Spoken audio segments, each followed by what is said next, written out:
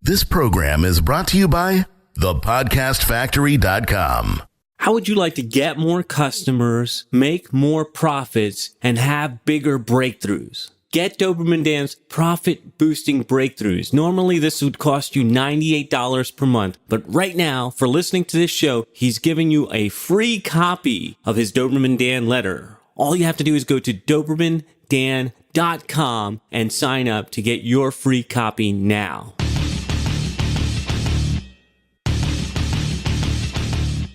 Prepare yourself for the uncensored, nothing held back, no BS reality of how business and life really work. Doberman Dan is off the chain. All right, welcome back, K9 Crew, to another edition of the Off the Chain Show with your man, Doberman Dan. What's up, man? Hey, how you doing, Jonathan? I'm happy to be back with you. Well, so am I.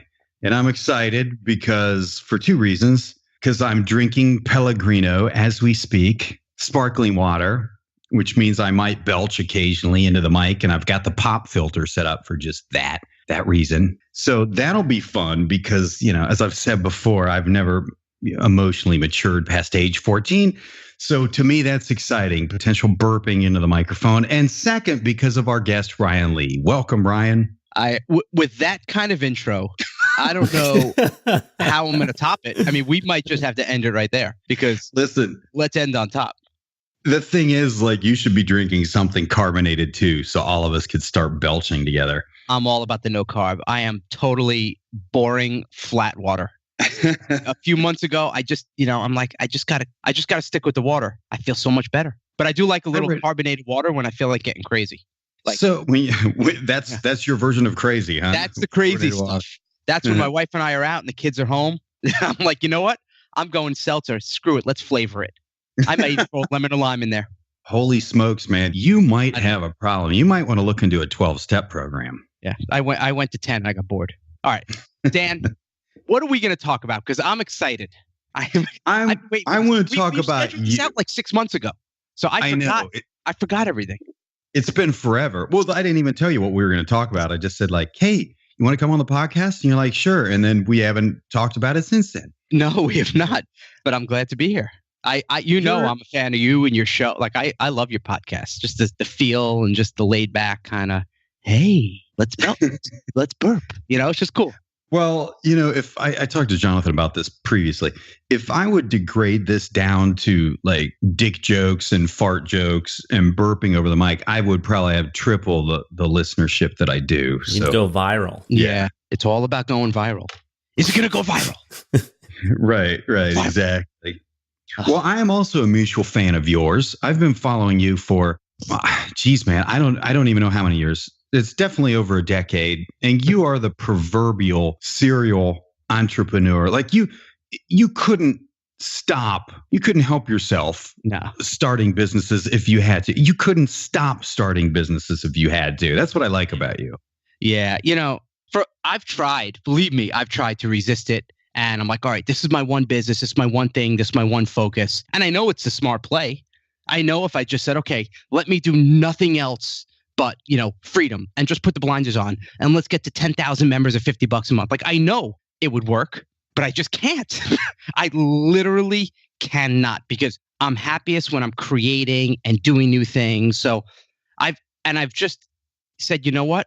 It's okay. Like, I'm going to sacrifice money because I need to feed it. You know, it just is what I love and I'm not denying it anymore. And I'm going to use it to my advantage. You know, I'm going to kind of just go with it, you know, just playing to my strengths, just like you're being you've got your newsletter, like you've got your gig, you're dialed in. Like, it'd be crazy for you to now go out and try to start, you know, something that doesn't feel right. Like a company with 800 employees and punch in the clock and, you know, everyone in a cubicle. You'd probably rather die than do that.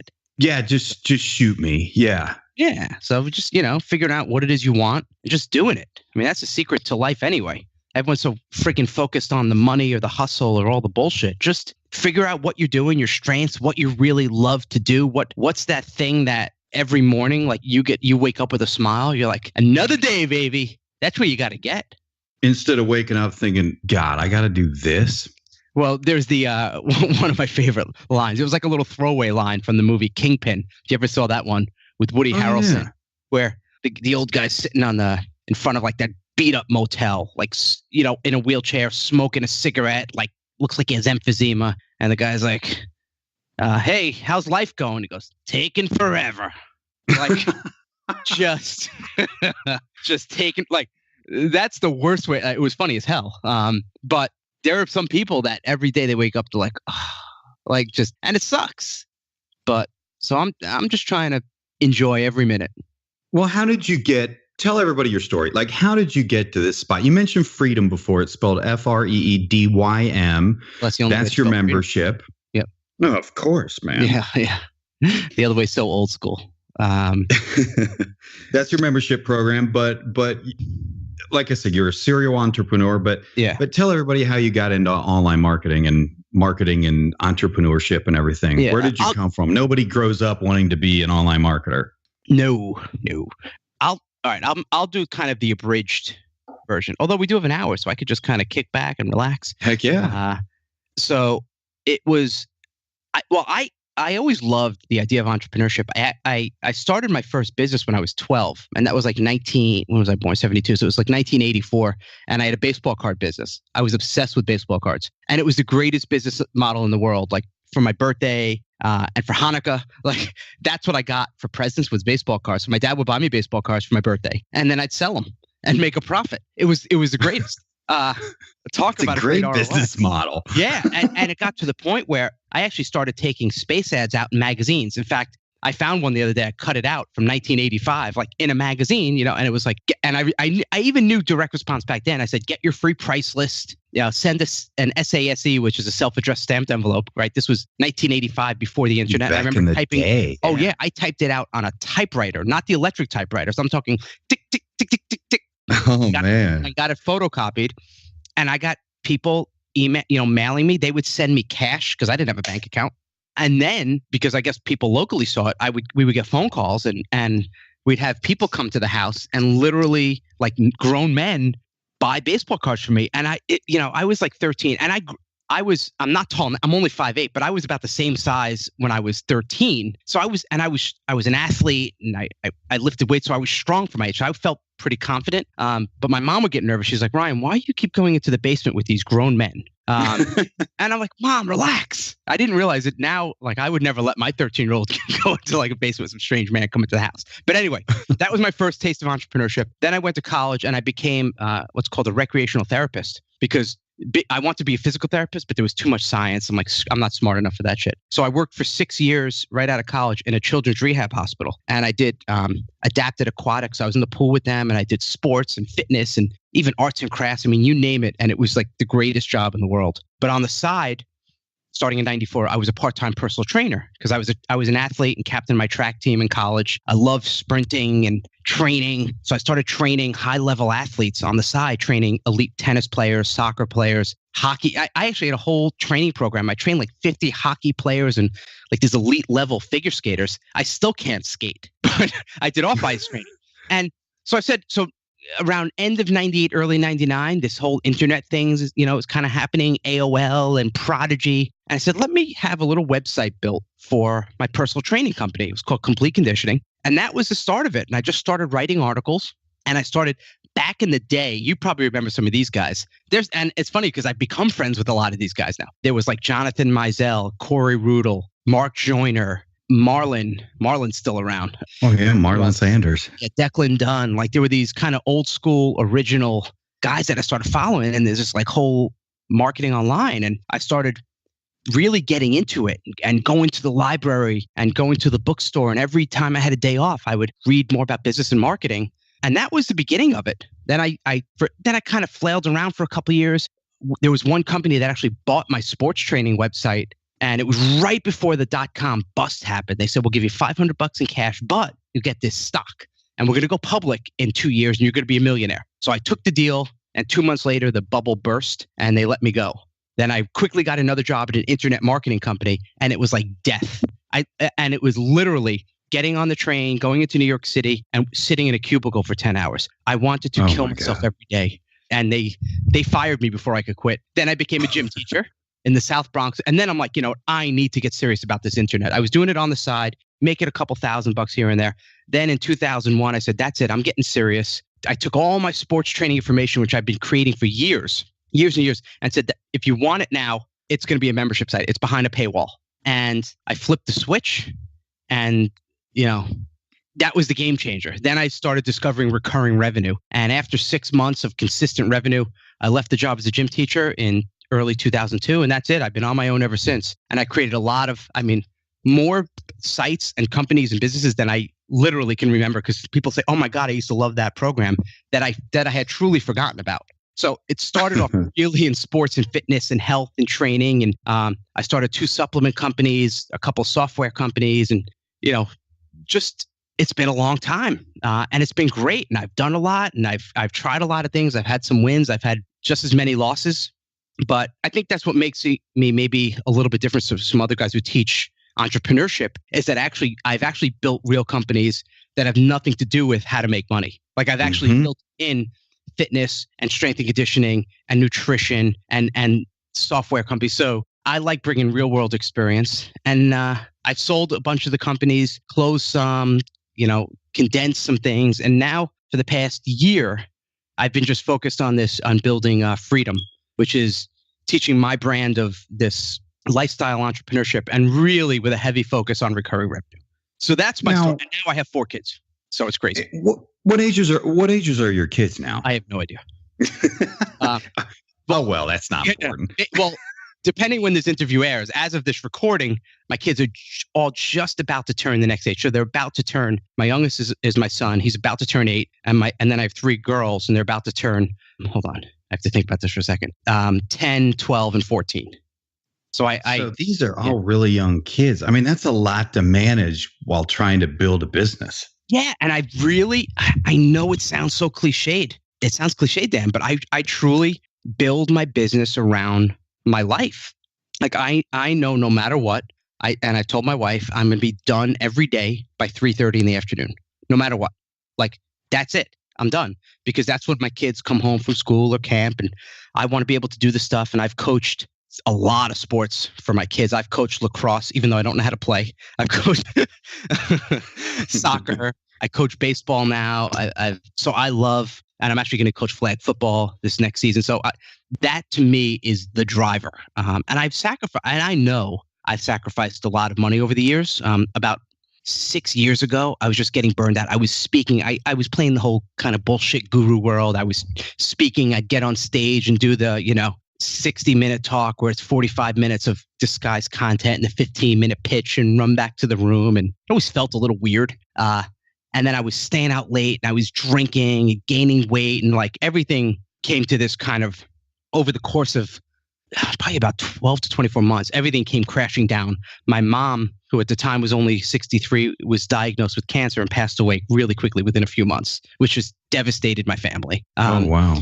Yeah, our nutritional company, basically our number 1 affiliate, left and competed with us and took all of our top people. And just after we did a multi-million-dollar blanket order, which we personally guaranteed. Oh, geez. And because, I was stressed and I was eating more, and I wasn't staying as fit as I used to, I was diagnosed with an autoimmune disorder. So it was like boom, boom, boom. I was just getting slammed. I said, that's it. I'm done traveling. I've only spoken in 6 years at 2 events, and I get asked all the time, but I just say no. I know I'm turning down money. I've probably turned down a few $1 million. I know it's better to be face to face with people, but I don't care. Like, to me, I don't want to miss anything with my family, and that's it. So I truly I know I sacrifice, but I do build, and I have no regrets. I build it all around my lifestyle. I wake up early because I love getting up early. I'm up at 5:15 in the morning. I go to the coffee shop, put a couple hours of solid, focused work in, and I'm pretty much done. And then my afternoon is flexible, where I get reflexology 3 times a week. I work out every day. And then things like this, like getting to talk to guys like you, on an interview, it's awesome. So did you feel like back when you were doing the guru thang and traveling and speaking, did you? Yeah, the thang. I'm always clarifying that it is spelled THANG.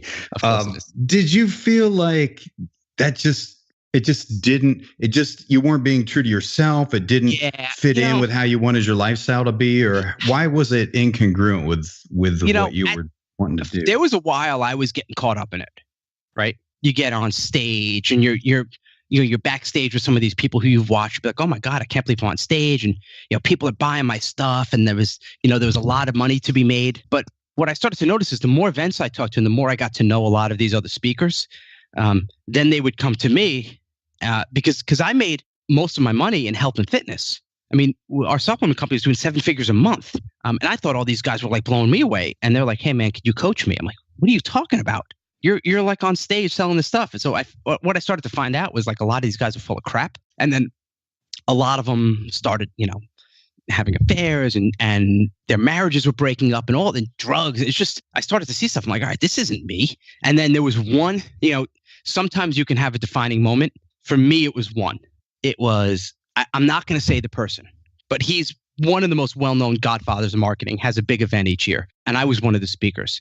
And I'm about to go on stage, and the guy who put the event together says to me seconds before I get on stage, there's 800-900 people in the room. He goes, Ryan, you have one job and one job only. And he paused, and I thought he was going to say, rock the stage, kick ass, inspire, change lives. Like I was excited, right? He goes, one job only. And he looks me dead in the eyes. He goes, to extract as much money from every person in that room. And it was that moment where I'm like, okay, there's something broken here. Like this is not, like 5 years before that, I was working. Could you get any opposite from working in a children's hospital? I mean, True. I was working with kids with cerebral palsy and spina bifida and spinal cord injuries. And I worked with like probably 100 kids that have passed away and kids with cancer. I mean, going from that to like now my job is to extract money from people. And then I started doing, that was like the beginning of like my soul search. And I'm like, things need to change. And I'm kind of grateful for him for saying that, because that's when I'm like, all right. And then I started really thinking about what I'm saying and the marketing I'm doing and the hype. And then it started to feel really disgusting. Almost like, what the hell have I become? It almost happened like over time. Little changes here and there and saying things and promoting something maybe I shouldn't have promoted, till I look back. I'm like, all right, this is not me. And then I made the switch. And I said, from now on, I'm just going to sell the right products. I'm not going to promote stuff I don't believe in.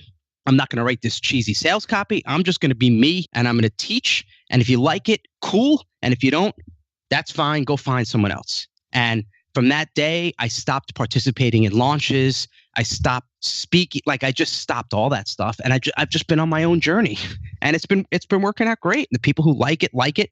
Am I as well known as some of the other guys? No. And that's okay. I don't need to be in like, the launch circle jerk kind of thing and all that stuff. I could care less. So I'm just happy. So by just being true to yourself, you've attracted the people to you who resonate with you, mm-hmm. and those who aren't attracted to you, right? But you don't feel incongruent. You don't feel bad. For lack of a better description, like you did. No, I feel, it's funny because on my email list, my dad's on it, my sister's on it, my cousins are on it, my best friends from high school, like my family and friends are on my email list. And they get my email, and they even say, Ryan, I love your emails because I always know what you're up to, because I always add personal stuff in there. And I could never write my emails and do what I'm doing knowing they're on my list if I didn't feel good about it. It always keeps me kind of in check. And because there's people who are selling stuff who I would say, would you sell this to your parents? But like, not in a million years. Mm-hmm. And whether that you market or not, like, are you embarrassed to say what you sell? So it completely keeps me in check. And not only do I feel better, my marketing, I feel, is better. I'm not saying better than everyone else's, but my marketing is better than it used to be, because it's just coming from a place of pure truth, pure joy, giving. Like, hey, this is what I have. If you want to buy it, you think it's going to help you, here you go. And if not, that's fine too. I'm not going to do a fake countdown. I'm not going to, play the games and have dime sales. Mm-hmm. Dime sales. I mean, come on. What? I mean, that's your business? Who are you going to attract with dime sales? Like, what kind of customer? what kind of customer are you attracting with dime sales? And then these guys come to me saying, oh man, my list, they never open my emails. They're unresponsive. They, my membership site churn is 90% a month. I'm like, well, you're getting them in with dime sales. What do you think? So I said, I'm not even going to go for any of those people. And now just everything feels good. And it feels like you're just in the groove. And that's what I spend a lot of time. I'm sorry, go ahead. No, I was going to say, I spend a lot of time working with people just trying to get their messaging. So I'm sorry, what were you going to say, Dan? Well, don't reveal any numbers, but $1 billion. You mentioned, okay, $1 billion. You mentioned, you took a pay cut when you decided that I'm done with all this bullshit. I'm done with traveling, done with speaking. I'm going to be done at 3:30. Mm-hmm. Was that a hard pill to swallow at first? Or were you to the point where you're like, I don't give a shit? That's a good question. Because I've had epiphanies similar to yours where I'm like, I have to stop doing this particular thing, or I need to leave this business, or I need to stop working with this client. But knowing it's going to be a big pay cut. But once you've been in a comfort zone of getting a certain income, when you take a significant cut, I mean, there's all kinds of emotional baggage that goes along with that. Yeah. And there was definitely, for a little while, I mean, I remember there was a time I wanted to get a new car and I went to the dealership and I said, okay, I'll take this new Range Rover. Like, okay, do you want to lease? I said, no, I'll write you a check. Just wasn't even, here you go. 75, 80 grand, whatever it was, here you go. Just that at that time, just writing it and not even blinking, to a few months later or a year later, okay, why don't I do payment plans? Because I'm not as steady as I was. So yeah, there were things like that. But I guess I was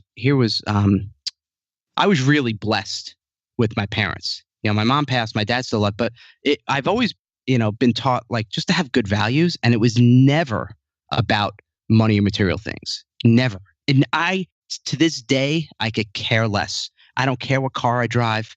I don't care. Even now, if you saw me, I'm wearing a Freedom t-shirt and a pair of shorts and flip-flops. I don't care. I'm not wearing the fancies. I don't wear jewelry. Nothing. I don't care.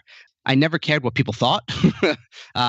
It just was never my thing. And I know some people loved it. Oh man, I love the cars and I love the fancy stuff and the Rolex.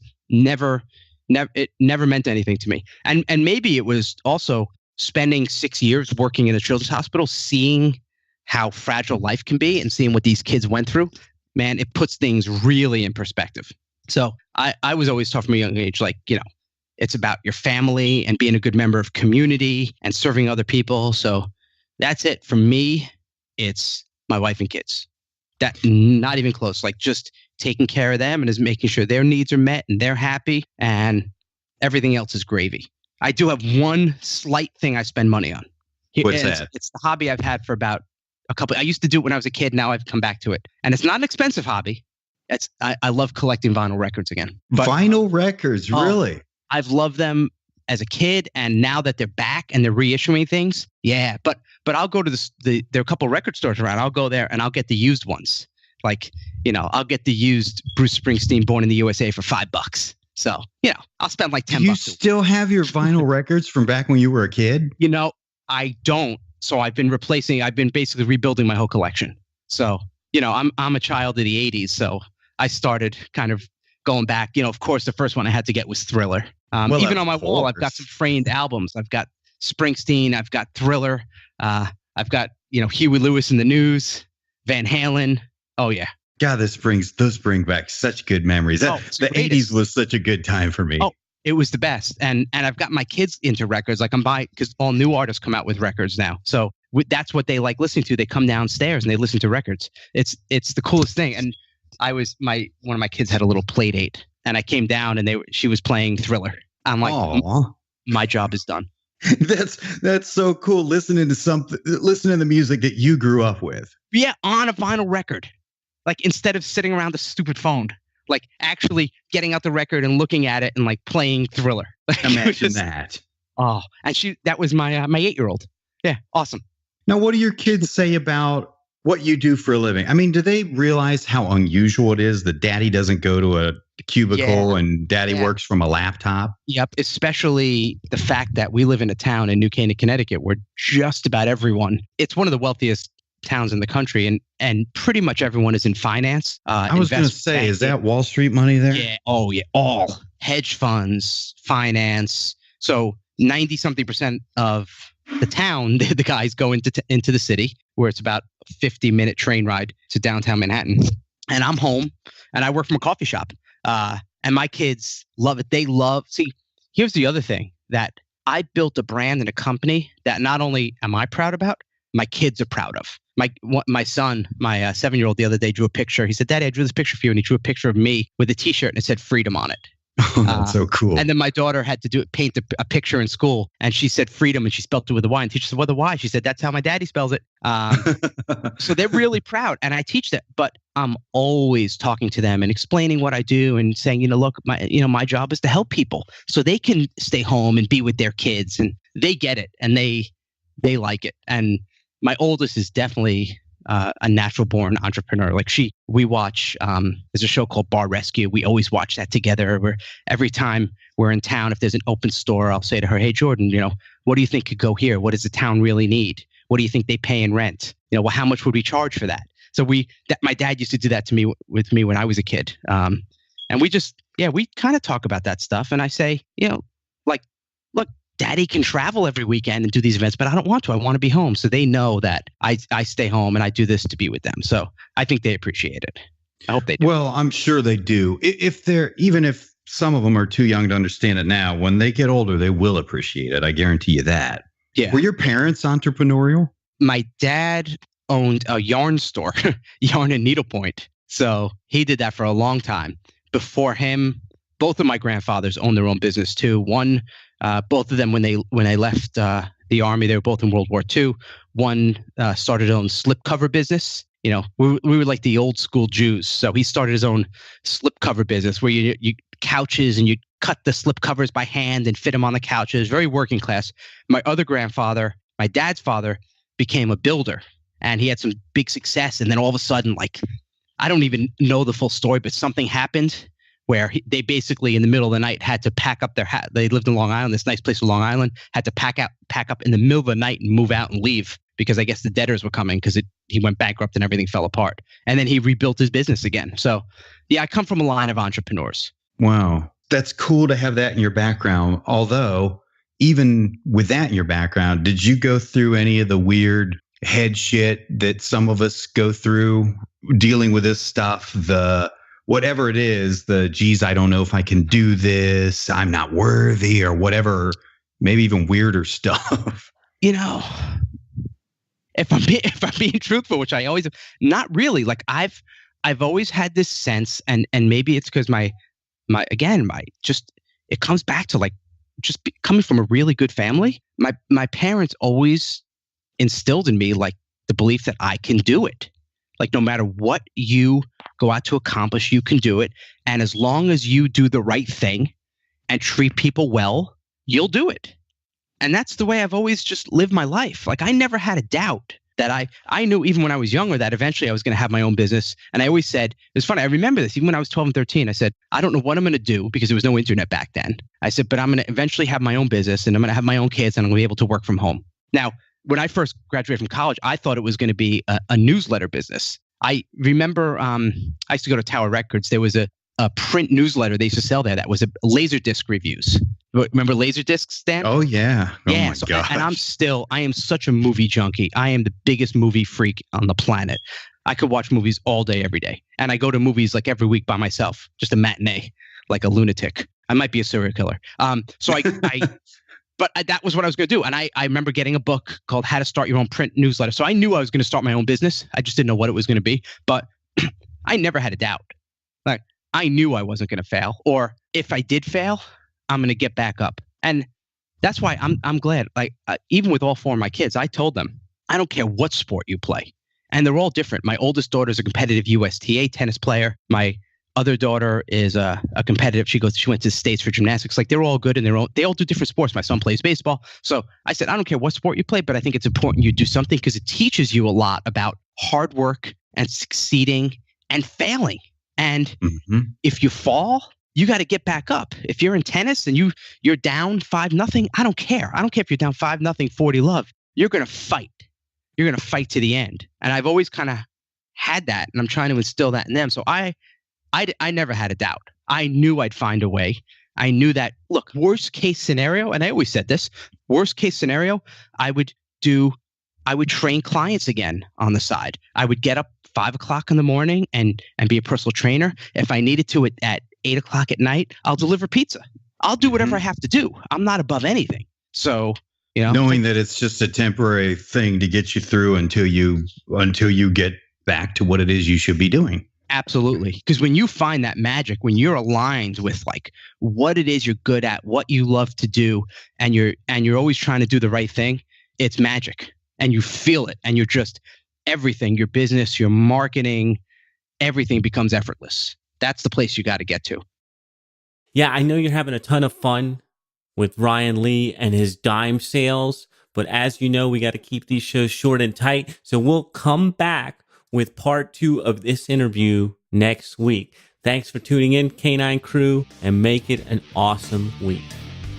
K9 Crew, before you run off, I want to remind you, Doberman Dan has set up an off-the-chain hotline. Call in, tell us you love us. It's even better if you tell us you hate us. It doesn't matter what you say. All you have to do is call in, leave a message. The number is 321-424-6043. Again, off-the-chain hotline, 321-424-6043. Thanks for listening, and remember, if you want to create rivers of revenue from your existing customers, then the next thing you need to do is go to DobermanDan.com. He's giving away a free copy of his $98 per month Doberman Dan letter just for listening to the show. Go to DobermanDan.com now and sign up for your free issue. This is the podcastfactory.com.